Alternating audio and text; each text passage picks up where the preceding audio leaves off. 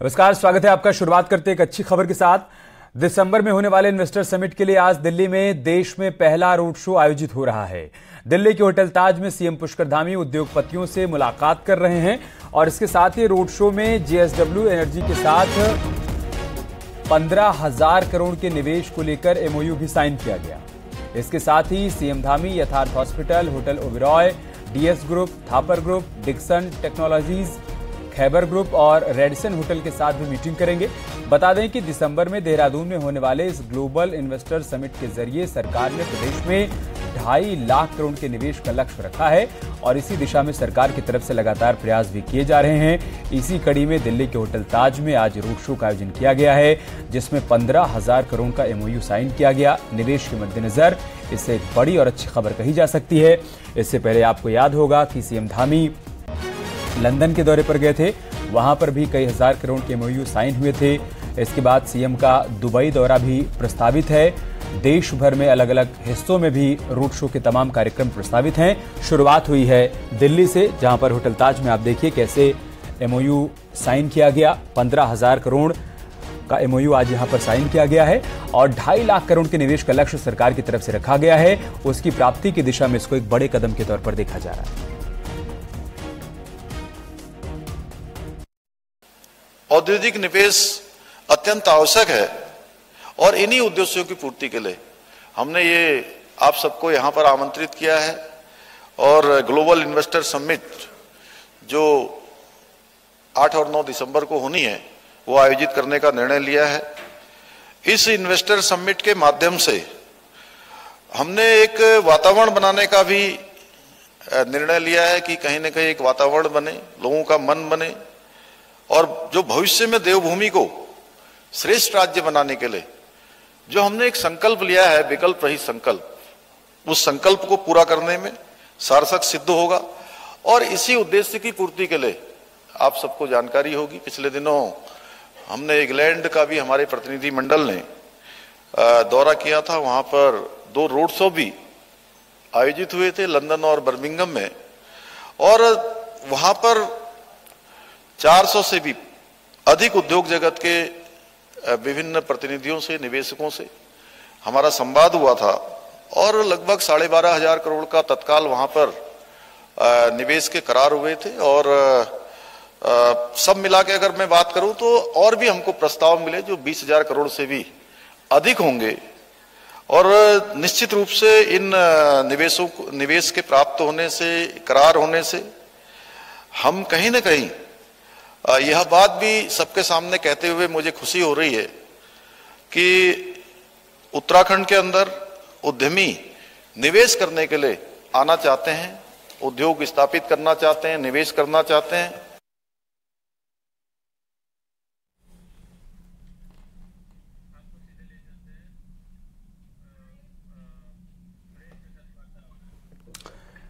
और चलिए, आपको प्रेस से इस वक्त सीएम पुष्कर धामी मुखातिब हो रहे हैं, सीधा वहीं पर लेकर चलते हैं और सुनाते हैं कि क्या सवाल जवाब इस वक्त वहां पर चल रहे हैं।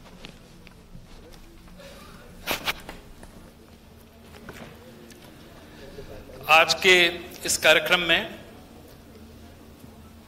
उपस्थित उत्तराखंड के माननीय मुख्यमंत्री आदरणीय पुष्कर सिंह धामी सर, मंच पर उपस्थित सभी हमारे ऑफिसर्स और यहाँ बड़ी संख्या में आए हुए हमारे सम्मानित इन्वेस्टर्स, अतिथिगण,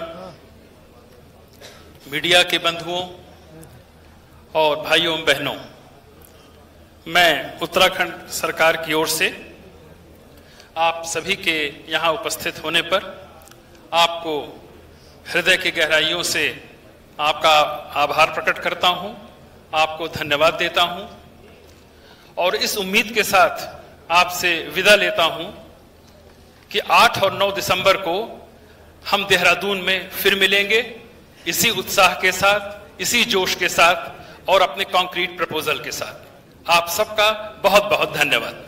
थैंक यू। हमारे सहयोगी फरा इस वक्त हमारे साथ फोन लाइन पर जुड़ चुके हैं, सीधा उनके पास चलते हैं। फरा, बताइए कि आज का ये कार्यक्रम किस तरीके से आने वाले दिनों में जमीन पर फायदा पहुंचाने वाला है उत्तराखंड को, उत्तराखंड के लोगों को? जी बिल्कुल, देखिए जो उत्तराखंड के लोगों की बात की जाए या उत्तराखंड में निवेश की बात की जाए, उससे काफी लोगों को फायदा होगा। और जिस तरीके से हमने देखा कि JSW एनर्जीज के साथ 15,000 करोड़ का जो है MOU साइन हुआ है, और सबसे बड़ी बात यह है कि बार बार सीएम ने एक चीज को दोहराया है और ये कहा है कि पॉलिसीज में काफी सारे संशोधन किए गए हैं, पॉलिसीज बनाई गई है, ताकि जो भी लोगों के मन में है सवाल है। देखिए यहाँ पर एक क्वेश्चन आंसर राउंड भी हो रहा था, जहाँ पर तमाम लोग जो हैं, जो इन्वेस्टर्स हैं, जिनके मन में सवाल है, वो अपनी बातों को रख रहे थे और सीएम बार बार कह रहे थे कि इन सारी बातों पर ध्यान दिया जाएगा। देखिए 1:30 बजे के बाद जो है यथार्थ हॉस्पिटल के चेयरमैन और CEO से मुलाकात होगी, फिर hotel Oberoi, DS group, Thapar group, Dixon technologies, Khyber group और रेडिसन होटल, इन सबसे जो है वो मीटिंग होनी है। और जो अभी पहला MOU साइन किया गया है वो JSW एनर्जीज के साथ किया गया है। और बार बार सीएम का कहना है कि हम लोग बिना थके बिना रुके काम कर रहे हैं, निवेश जो है उसकी अब जरूरत है और ज्यादा से ज्यादा निवेश किया जाए। देखिए 2.5 लाख करोड़ का लक्ष्य रखा गया है, जिसमें से 20,000 करोड़ की प्राप्ति हो चुकी है। तो सबसे ज्यादा जरूरी ये है कि यहाँ पर जहाँ भी चैलेंजेस लग रहे हैं या जिनके भी मन में सवाल उठ रहे हैं कि किस तरीके से उनको निवेश करना चाहिए, कहाँ पर पॉलिसीज में चेंजेस करने चाहिए, उसके लिए भी बार बार सवाल जो है वो किए जा रहे हैं। काफी सारे लोग जो हैं वो अपने क्वेश्चंस लेकर आए हैं और जब उनकी मीटिंग हो रही है उसको उन्होंने रखा है, तो सीएम का बार बार कहना है कि जहां भी उन्हें गुंजाइश लगेगी, तो देखिए पूरी तरीके से इस तरीके से कार्यक्रम जो है वो प्रस्तावित है। अभी थोड़ी देर का ब्रेक है और उसके बाद फिर जो है तमाम जो कंपनीज हैं उनके साथ सीएम जो है वो मीटिंग करेंगे।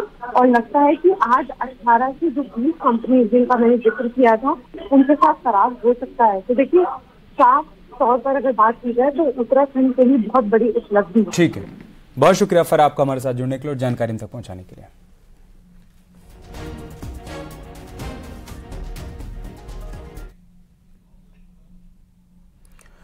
इधर केंद्रीय गृह मंत्री अमित शाह का 7 अक्टूबर को उत्तराखंड दौरा तय हो चुका है। गृह मंत्री इस दिन 2 सरकारी कार्यक्रमों में शिरकत करेंगे और शाम को बीजेपी ऑफिस पहुंचेंगे, जहां पर पार्टी पदाधिकारियों, सरकार के मंत्रियों से मुलाकात का उनका कार्यक्रम है। मीटिंग करेंगे उनके साथ। ये माना जा रहा है कि इस दौरान सरकार और संगठन की नब्ज टटोलने के साथ ही अमित शाह लोकसभा चुनाव के मद्देनजर भी पार्टी नेताओं को जरूरी निर्देश दे सकते हैं। इससे पहले अमित शाह 7 अक्टूबर को सुबह 11:15 बजे नरेंद्र नगर पहुंचेंगे, जहां वो मध्य क्षेत्रीय परिषद की मीटिंग में शिरकत करेंगे।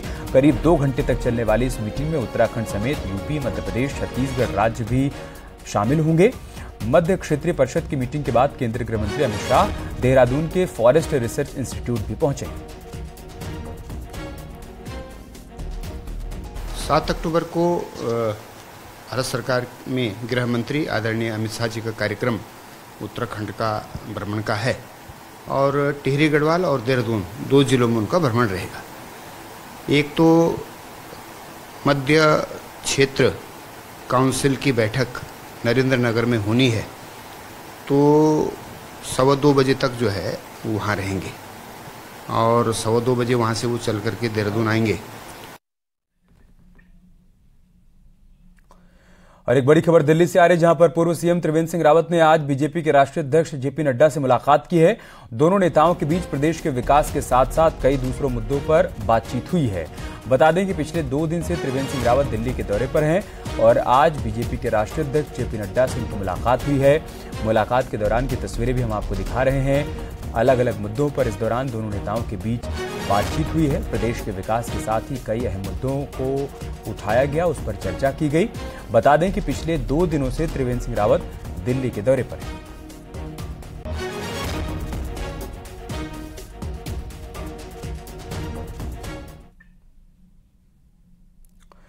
और देहरादून में आज बागेश्वर के विधायक पार्वती दास ने महाराष्ट्र के पूर्व राज्यपाल और उत्तराखंड के पूर्व मुख्यमंत्री भगत सिंह कोश्यारी से मुलाकात की।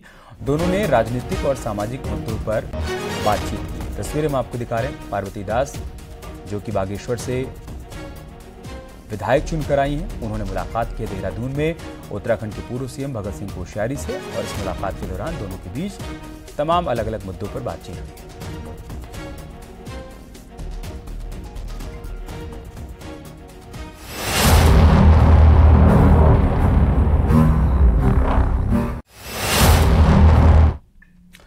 उत्तराखंड में डेंगू के केस में कुछ कमी आई है। बीते 24 घंटे में डेंगू के 53 नए केस सामने आए हैं और अब राज्य में मरीजों का आंकड़ा 2700 के पार पहुंचा हुआ है।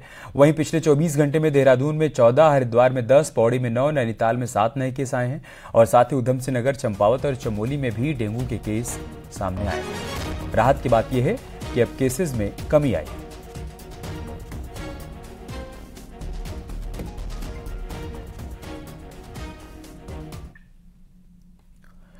देहरादून में पुलिस ने गैंगस्टर कपिल देव की संपत्ति को सीज कर दिया। रायपुर स्थित कपिल देव के घर को पुलिस ने सीज किया।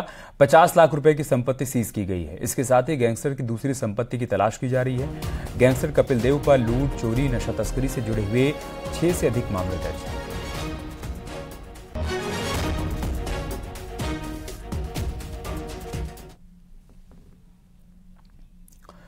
हरिद्वार की रोडीवेल वाला पार्किंग में पैसों के विवाद को लेकर यात्री और पार्किंग कर्मचारियों के बीच मारपीट हो गई। दोनों पक्षों में मारपीट की तस्वीरें भी सामने आई, जिसका वीडियो वायरल हो रहा है, जिसमें कुछ युवक लाठी डंडे लेकर आपस में मारपीट करते हुए नजर आ रहे हैं। बताया जा रहा है कि दिल्ली से आए कुछ युवकों का पैसों को लेकर पार्किंग कर्मचारियों के साथ झगड़ा हुआ, जिसके बाद मारपीट होने लगी। हालांकि पुलिस के पास मामले की कोई शिकायत अभी तक नहीं पहुंची है।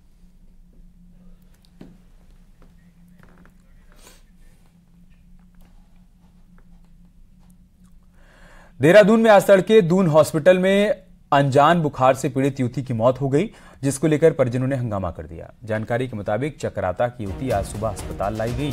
परिजनों का आरोप है कि एक नर्स के इंजेक्शन देने के कुछ ही देर में युवती की मौत हो गई। नाराज परिजन सीनियर डॉक्टर से स्पष्टीकरण की मांग कर रहे थे और इसी दौरान यहां हंगामा देखने को मिला।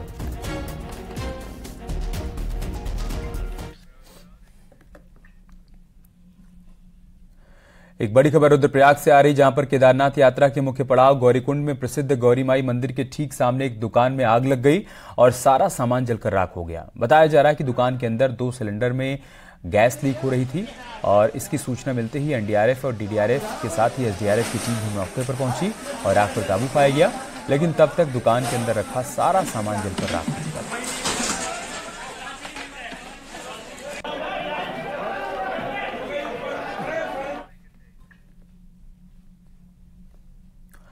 द्रौपदी का डांडा 2 हिमस्खलन हादसे को आज 1 साल पूरा हो गया। आज से ठीक 1 साल पहले उत्तरकाशी नेहरू पर्वतारोहण संस्थान का दल द्रौपदी का डांडा 2 गया था, जहां पर वो हिमस्खलन की चपेट में आ गया था। हादसे में 27 लोगों की मौत हो गई थी, वहीं 2 लोग अब भी लापता चल रहे हैं। हालांकि अब 1 साल बाद निम के एडवांस कोर्स के 40 लोगों का दल दोबारा इस चोटी के आरोहण के लिए तैयार है, जो वहां हिमस्खलन हादसे के बाद से लापता प्रशिक्षुओं की खोजबीन का प्रयास भी करेगा।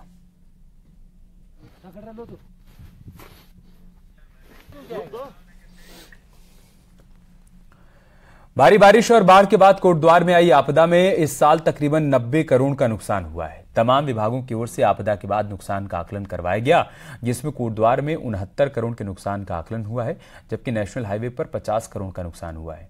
एसडीएम कोटद्वार ने बताया कि इस नुकसान में कोटद्वार के 2 बड़े पुल समेत 4 पुश्ते भी शामिल हैं। विभाग की ओर से एक आकलन करवाया गया और सरकार को पूरी रिपोर्ट भेज दी गई है, जिसके बाद अब सरकार से स्पेशल पैकेज की उम्मीद की जा रही है। तो सभी से जो हमने रिपोर्ट प्राप्त की है वो 89 करोड़ का समथिंग जो है अनुमानित क्षति हुई है और इसमें जो एनएच वाला है, यदि हम उसको उसमें से माइनस कर देते हैं तो 69 करोड़ जो है इसमें अनुमानित जो है क्षति हुई है। टिहरी जिले के केंद्र बिंदु और चारधाम यात्रा के मुख्य पड़ाव चंबा शहर में अतिक्रमण भविष्य के लिए खतरा बना हुआ है और शिकायत के बावजूद प्रशासन की ओर से कार्रवाई नहीं की जा रही है।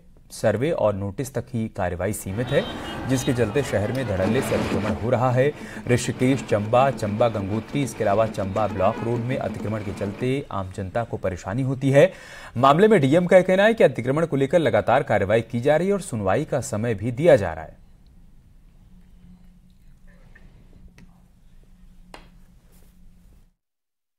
तरह से इसमें दिशा निर्देश प्राप्त हुए? देखिए, अतिक्रमण के संबंध में मुझे ये कहना है कि हम सभी व्यक्तियों जिनके पास अगर हमने चिन्हीकरण किया है, अगर कोई अतिक्रमण की श्रेणी में आ रहा है तो उसको पूरा सुनवाई का मौका देंगे और सामने वाले का पक्ष जानने के बाद ही अग्रिम कार्रवाई की जाएगी। यार रुक रहे छोटे से ब्रेक के लिए, जल्द लौटेंगे कुछ और खबरों के साथ।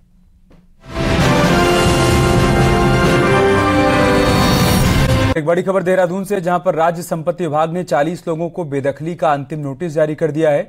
विधानसभा से हटाए गए 40 कर्मचारियों को सरकारी आवास खाली नहीं करने पर नोटिस जारी किया गया है। 13 अक्टूबर तक पक्ष रखने की अंतिम तारीख है और 13 अक्टूबर के बाद बेदखली की कार्यवाही शुरू हो सकती है। देहरादून से हमारे सहयोगी सुनील नौकुरबात इस वक्त हमारे साथ जुड़ चुके हैं। सुनील, क्या जानकारी है आपके पास?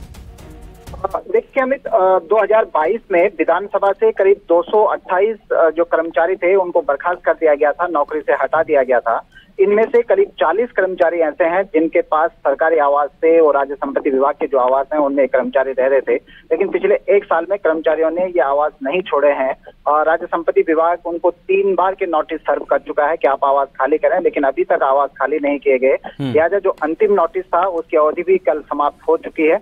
अब विभाग ने एक अंतिम मौका दिया है 13 अक्टूबर तक का, कि 13 अक्टूबर तक ऐसे तमाम कर्मचारी यदि अपना पक्ष रखना चाहें तो वो पक्ष रख सकते हैं, वरना उसके बाद बेदखली की कार्रवाई शुरू कर दी जाएगी। शुक्रिया आपको हमारे साथ जुड़ने के लिए सुनील और जानकारी हम तक पहुंचाने के लिए।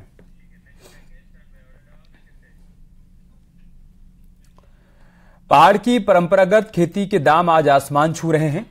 गहत, इसके अलावा भट्ट, मंडुआ समेत मोटे अनाज की मांग आज तेज हो गई है, जिससे किसानों को बेहतर दाम भी मिल पा रहे हैं। पहाड़ में पहले से लोग मंडुआ, झंगोरा, गहत, भट्ट और पहाड़ की गडेरी का यूज करते आ रहे हैं। इन मोटे अनाजों में भरपूर मात्रा में प्रोटीन, कार्बोहाइड्रेट समेत सभी पोषक तत्व होते हैं, जिससे लोगों को बीमारियां कम होती हैं। लेकिन आधुनिक चकाचौंध की दुनिया में लोगों ने मोटे अनाज से खाना खाना बंद किया तो बीमारियां भी बढ़ गयी। वैज्ञानिकों का दावा है कि मोटा अनाज यूज करने से लोगों को कई तरह के लाभ होते हैं और बीमारियां भी कम होती हैं। जो मोटा अनाज बेसिकली है, इसमें कई सारे हमारे पोषक तत्व पाए जाते हैं जो हमारे स्वास्थ्य के लिए, हमारे शरीर के लिए काफ़ी अच्छे माने जाते हैं। जैसे हमारे अगर लगाएं, हमें गहत की दाल हो गई, हमारे भट्ट की चुटकानी हम बनाते हैं, गहत के डुबके हम बनाते हैं, झिंगोरा की हम खीर बनाते हैं। तो इसके जो पोषक तत्व होते हैं, जैसे इसमें प्रोटीन्स हैं, फाइबर्स हैं और अदर जो मिनरल्स हैं, वो काफ़ी अच्छी मात्रा में पाए जाते हैं। पीएम मोदी के मिलेट्स वर्ष घोषित करने के बाद मोटे अनाजों की मांग तेजी से बढ़ी है। सांसद भी मानते हैं कि मोटा अनाज उत्पादन से किसानों की आय दुगनी होगी और पहाड़ पर रोजगार मिलेगा। खास तौर पर मोटे अनाज मिलेट्स में केमिकल का यूज नहीं करते, जिससे कि कोई भी रसायन हमारे शरीर तक नहीं पहुंचता है। इसलिए इसके प्रमोशन के लिए माननीय प्रधानमंत्री जी ने जिस प्रकार से पूरा मिलेट्स डे भी मनाया गया, हर डिस्ट्रिक्ट वाइज भी, स्टेट वाइज भी, नेशनल तरीके से भी और वर्ल्ड में भी मिलेट्स डे मनाया गया है। पहाड़ों में पलायन और युवाओं का खेती की तरफ रुझान नहीं होने से खेती का रकबा घट गया है।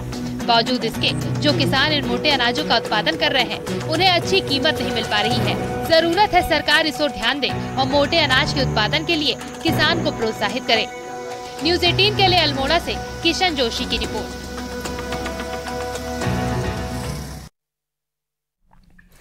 हरिद्वार में सिखों के 10वें गुरु गोविंद सिंह का स्मरण दिवस निर्मल पंचायती अखाड़ा कनखल में मनाया गया। कार्यक्रम की अध्यक्षता निर्मल पीठाधीश्वर महंत ज्ञानदेव सिंह महाराज जी ने की। इस मौके पर गुरु ग्रंथ साहिब के अखंड पाठ का भोग भी लगाया गया, अरदास की गई और संतों ने प्रवचन दिए। महंत ज्ञानदेव सिंह महाराज ने कहा कि गुरु गोविंद सिंह ने राष्ट्र की एकता और अखंडता के लिए अपना और अपने परिवार का बलिदान दिया। स्वामी सतप्रीत हरि जी जिन्होंने उचेचे तौर पर आकर के दर्शन किए, कलगीधर पातशाह महाराज जी के पावन शांति शांति ओम वाहिगुरु जी का खालसा वाहिगुरू जी की फतेह। ये सत्कारयोग श्री स्वामी सतप्रीत हरि जी जिन्होंने। यार रुक रहे छोटे से ब्रेक के लिए, जल्द लौटेंगे कुछ और खबरों के साथ।